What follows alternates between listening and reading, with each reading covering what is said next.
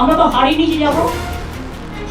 বিদায়ী মুখ্যমন্ত্রী মমতা বন্দ্যোপাধ্যায় সাফ জানিয়ে দিয়েছেন তিনি পদত্যাগ করবেন না। পশ্চিমবঙ্গ বিধানসভা নির্বাচনের ইতিহাসে এমন অভূতপূর্ব মোড় আগে কখনোই আসেনি। ফল প্রকাশ হয়েছে, বিজেপির সংখ্যাগরিষ্ঠতা পেয়েছে, কিন্তু মুখ্যমন্ত্রী পদত্যাগ করবে না। মমতা মুখ্যমন্ত্রীর পদ থেকে ইস্তফা না দিলে কি হবে? রীতি অনুযায়ী বিধানসভা নির্বাচনের পর বিদায়ী মুখ্যমন্ত্রী রাজভবনে গিয়ে রাজ্যপালের কাছে পদত্যাগপত্র জমা দেন। নির্বাচনী পরাজয়ের ধাক্কা কাটিয়ে ওঠার আগেই মমতা বন্দ্যোপাধ্যায় বোমা ফাটালেন। তার দাবি, এই নির্বাচন সুষ্ঠু হয়নি, গণনায় কারচুপি হয়েছে, তাই তিনি ক্ষমতা ছাড়বেন না। তৃণমূলের নেত্রী স্পষ্টভাবে জানিয়ে দিয়েছেন দল হারেনি, বরং কেন্দ্রীয় হস্তক্ষেপের শিকার হয়েছে।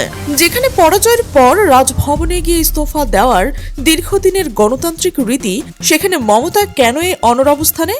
পদত্যাগ না করলে কি তার বিরুদ্ধে করা পদক্ষেপ নিতে পারবেন রাজ্যপাল? নাকি বঙ্গ রাজনীতিতে জারি হতে যাচ্ছে রাষ্ট্রপতি শাসন? কি বলছে ভারতের সংবিধানের 164 নম্বর ধারা? বিষয়টি নিয়ে আলোচনা তৈরি হয়েছে। আসাম এবং বাংলা এই দুটি রাজ্যই নির্বাচন কমিশনকে পকেটে নিয়ে সরাসরি ভোট চুরি করেছে বিজেপির নরেন্দ্র মোদী। বাংলায় অন্তত 100টিরও বেশি আসন ডাকাতি করা হয়েছে। মধ্যপ্রদেশ, হারিয়ানা, মহারাষ্ট্র এবং লোকসভা নির্বাচনের পর এবার বাংলাতেও একই নগ্ন চিত্রনাট্য। নির্বাচনে চুরি, প্রতিষ্ঠানে চুরি। এখন আর উপায় কি?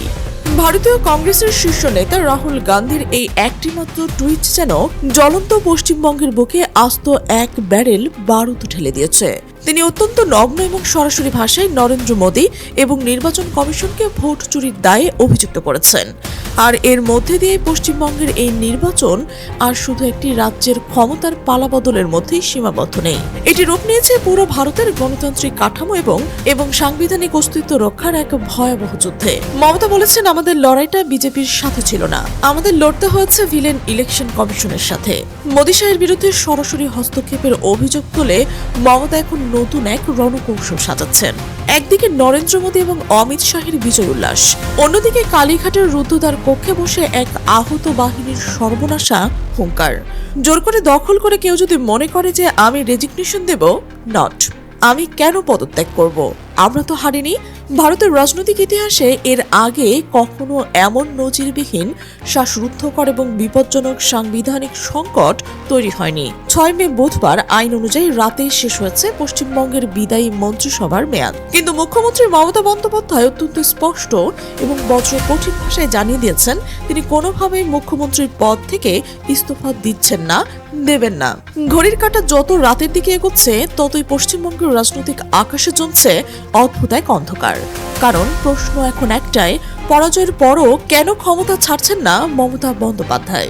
এটি কি শুধু রাজনৈতিক জেদ, নাকি এর পেছনে লুকিয়ে রয়েছে আরো বড় কোনো সাংবিধানিক জাল? ভারতের সংবিধানে আসলে এই সংকট নিয়ে কি বলছে? চলুন ধাপে ধাপে সেই জটিল রাজনৈতিক গোলকধাঁধার ভেতরে ঢুকে পড়ি। প্রতিটি বিধানসভা নির্বাচনের পর রাজ্যপাল প্রথমে হিসাব করে নেন কোন দলের হাতে সংখ্যাগরিষ্ঠতা রয়েছে। যে দল ম্যাজিক নম্বর ছুঁতে পেরেছে, সরকার গঠনের আমন্ত্রণ যায় তার কাছে। এরপর শপথ গ্রহণ, মন্ত্রিসভা গঠন, সবাই চলে সাংবিধানিক নিয়ম মেনে। তবে ভারতের রাজনীতিতে এমন বহু উদাহরণ রয়েছে যেখানে মুখ্যমন্ত্রী শুরুতে বিধায়ক না হয়েও ক্ষমতা এসেছেন। 2011 সালের মমতা বন্দ্যোপাধ্যায় নিজে সরাসরি বিধানসভা নির্বাচনে লড়েনি, তারপরও তিনি মুখ্যমন্ত্রী হিসেবে শপথ নেন এবং পরে উপনির্বাচনে জিতে আসেন। আবার 2021 সালের নন্দীগ্রামে শুভেন্দু অধিকারীর কাছে পরাজিত হওয়ার পরেও তিনি মুখ্যমন্ত্রী ছিলেন। পরে ভবানীপুর থেকে জিতে সাংবিধানিক শর্ত পূরণ করেছেন। অর্থাৎ 6 মাসের সাংবিধানিক লাইফলাইন তার অজানা নয়। কিন্তু এবারের সমীকরণ সম্পূর্ণ ভিন্ন, কারণ অভিযোগ উঠেছে এবার তৃণমূল সংখ্যাগরিষ্ঠতা হারিয়েছে। তাহলে কোন ভিত্তিতে এখনো চেয়ারে বসে আছেন মমতা?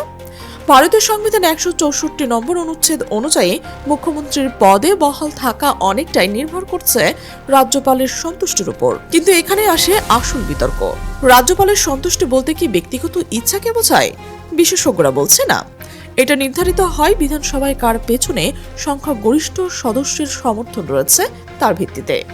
অর্থাৎ যার হাতে সংখ্যাগরিষ্ঠতা, সাংবিধানিকভাবে সরকার গঠনের অধিকার তারই রয়েছে। আর এখানেই তৈরি হয়েছে সবচেয়ে বড় সংঘাত। রাজনৈতিক মহলে গুঞ্জন, যদি নির্ধারিত সময়ের মধ্যে বর্তমান সরকার পদত্যাগ না করে তাহলে রাজ্যপাল কঠোর সাংবিধানিক পদক্ষেপ নিতে পারেন। এমনকি পুরো মন্ত্রিসভা বরখাস্ত কিংবা রাষ্ট্রপতির শাসনের সুপারিশের আলোচনাও এখন রাজনৈতিক করিডোরে ঘুরপাক খাচ্ছে। কিন্তু আসল প্রশ্ন হলো, মমতা বন্দ্যোপাধ্যায় কি এত সহজে সরে যাওয়ার মানুষ?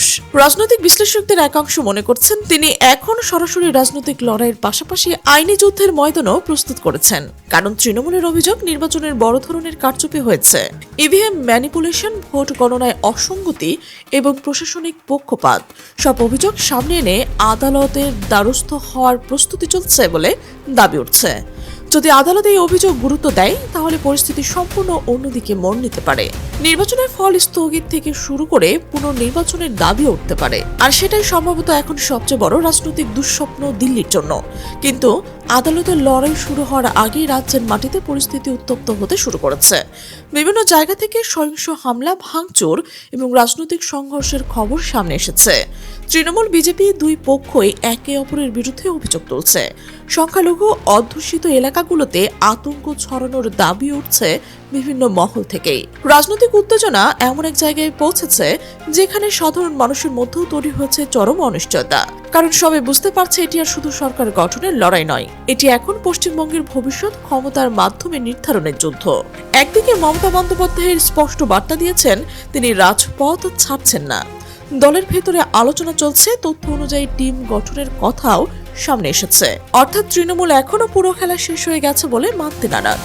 অন্যদিকে দিল্লিও পরিস্থিতির দিকে কড়া নজর রাখছে, কারণ পশ্চিমবঙ্গের এই সংঘাত শুধু একটি রাজ্যের সংকট নয়, এটি জাতীয় রাজনীতির ভারসাম্য বদলে দিতে পারে। সবচেয়ে বড় প্রশ্ন এখন একটাই, আসলে কি হতে চলেছে? রাজ্যপাল কি কোনো বড় সিদ্ধান্ত নিতে যাচ্ছে? আদালত কি হস্তক্ষেপ করবে, নাকি রাজপথে শুরু হবে নতুন রাজনৈতিক শক্তির প্রদর্শন? ভারতের রাজনৈতিক ইতিহাসে হয়তো আরো একটি বিস্ফোরক অধ্যায়ের কাউন্টডাউন শুরু হয়ে গেছে। দর্শক, পুরো বিষয়টিকে আপনি কিভাবে দেখছেন? আপনার মতামত অবশ্যই কমেন্টে জানান। আর আপনি এমন বিশ্লেষণধর্মী ভিডিও পেতে চ্যানেলটি সাবস্ক্রাইব করে বেল আইকনটি অন করে রাখুন। আমাদের সাথে থাকার জন্য ধন্যবাদ।